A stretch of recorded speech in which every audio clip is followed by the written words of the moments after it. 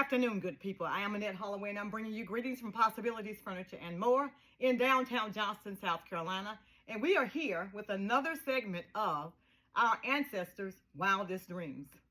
And I have a young one with me today. This young man is only 22 years old, and he is well on the track to maintaining some legacy for his family. 22 years old. I have none other than Mr. Tyler Devon Rolland. Mm-hmm. Did I say it right? Yes, ma'am. Yes, ma'am. He lives in Statesville, North Carolina, but he hails from right down the street here in Johnston, South Carolina.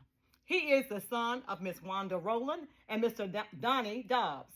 He graduated from Strom Thurmond in 2020. So like I said, he's only 22 years old. And he is a graduate of NASCAR Tech up in North Carolina. This is an interesting story because he started this track a long time ago. At 22, when did you know that you were interested in tinkering with cars? Well, when I was small, my granddad, rest his soul, he was really the one that had really got me into doing these things. And ever since we were small, we'll always go in the barn and do like tires and stuff like that. Really? What's your grandfather's name? Son Dobbs. James Son Dobbs. Jameson Dobbs. Okay. Son Dobbs. Son Dobbs. Yes, okay. Okay. Then he's from here in Johnston, South Carolina. Mm-hmm. Gotcha. Yes, ma'am. So your granddaddy had let you play around with the car parts and stuff. Mm-hmm. Yes, okay. ma'am. Tractors. Wow. Lawnmowers. I mean, I was always in something when I was small, so this type of environment I grew up in, and it's just, I guess I just fell in love with it right then and there. Blossom from there. Yes, so you knew what you had a passion for early on. Yes, ma'am. And that's key. That's very important. A lot of us spend a lot of time spinning our wheels and not getting on track to doing anything viable that's going to make us, have us some income. Yes, ma'am. Have us some money coming in. You graduated from NASCAR Tech. Tell me how that happened. Well, I remember like yesterday, I was in in high school, and the recruiter had came there, and he was telling us, had came there and was telling us about the school. And ever since I was young, I used to see the NASCAR Tech commercial on TV. And used to have every like 4 wheels. See, I never noticed that. Yeah, trucks, diesels, and that's had caught my attention right then and there. So I already had it when I was young that I wanted to go to this school. So like I said, the recruiter had came there, got all the information and stuff. Came to my house, and he had basically gave me like a rundown of the school. And when he had gave me the rundown, I said yes, and went there. Went for about a year and learned about just about the basis of everything what I needed to know. And, wow. And yeah, it was very fun. So wow. Yes, so that was a good experience. Yes, ma'am. So your grandfather inspired you.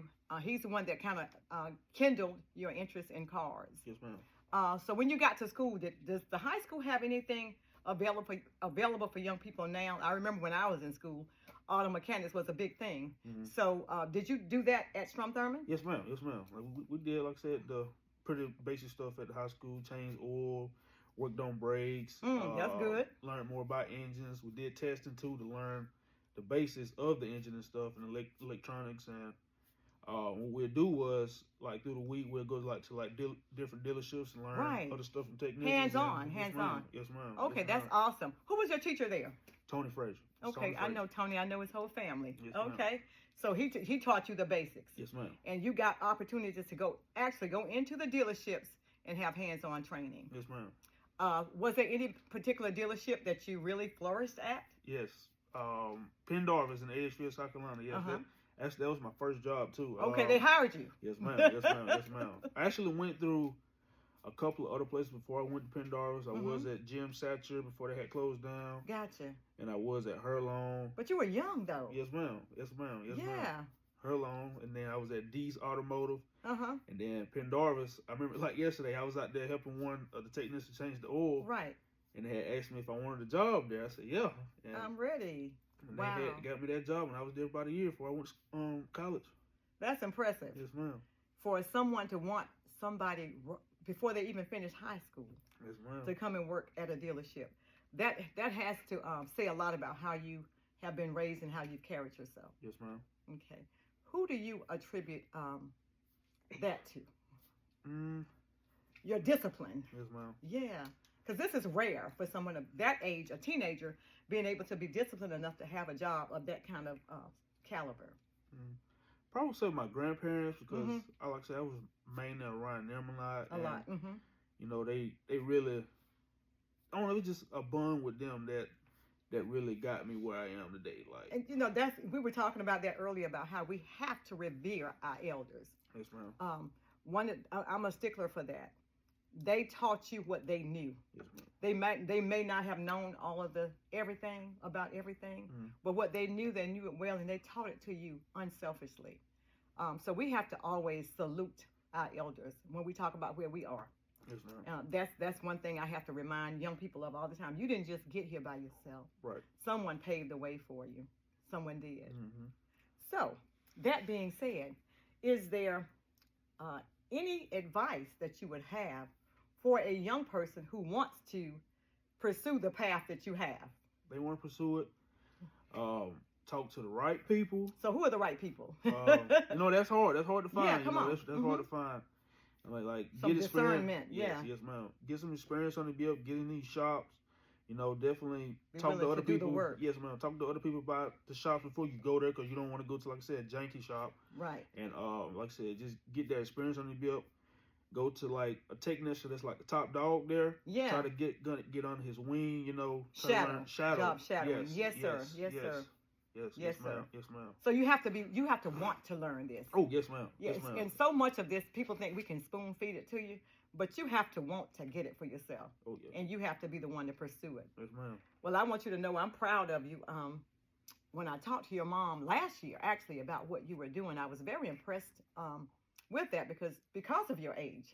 And you're moving away from home and living in North Carolina. And having your own job and paying your own bills and all of that kind of stuff. Yes, ma'am. So you are making enough money to sustain yourself. Yes, ma'am. Yes, ma'am. That's a blessing. That's what we want for our young people. That's exactly what we want. So what's ahead for you? We talked about certifications earlier.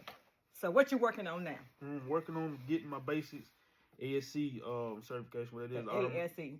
Automotive service excellence. And like I said, that's just basically all the training and everything with GM wise, like getting all the like basic training with electronics, suspension, drivability, transmission, just learning how it works, faults, and just once you get that certification up, more money and you learn more about the vehicle. Gotcha. Yep. Yes, ma'am. So how far are you along in that process? I'm like halfway through it. Not at master yet, but I'm getting there. Like I said, so the basics. You want to get to master.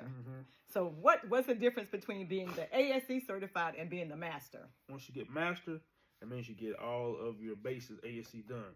And then once you get that done, then so you master.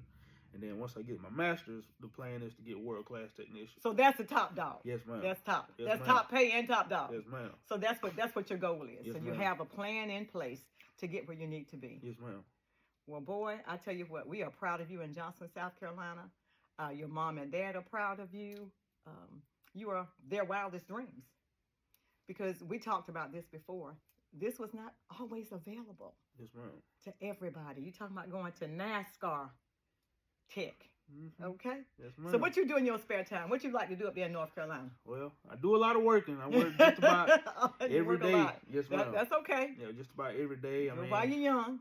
Usually, like on my spare time, like on a Thursday, I go to the drag strip. I'm getting into more of drag racing and like high performance cars. Cause you like the drag race. You like fast cars. I What you driving? I drive a 300 right now, but I have plans for it. You have plans? I got plans okay. for it. We ain't gonna go in detail on that, but we ain't gonna talk about it on the air like this. Okay. Yeah, but you like cars. Your life is all about cars. Yes, ma'am. And that's just wonderful that you found something that you were passionate about. Because so many people, young people and older people, get trapped into going into this for the money. Yep. If you find something that you're passionate about and you really, really love it, you'll do it well and the money will come. Yes, ma'am. Yes, so you're a witness of that. Yes. So we're going to be watching for you because we're going to need somebody to fix some of these cars around here. Hey, I got My you. daddy gone. Hey, yes, ma'am, I got you. Every time I come home, I always got something to work on. All right. Yes, ma'am. Yes, ma'am. All right. Well, thank you, Tyler, so much for Yes, coming on this episode of Our Ancestors, Your Ancestors, and My Ancestors' Wildest Dreams. Thank you, son. Yes, ma'am. Yes, Keep on pushing. I sure will. Anything else you want to say before we get off here? Keep God first.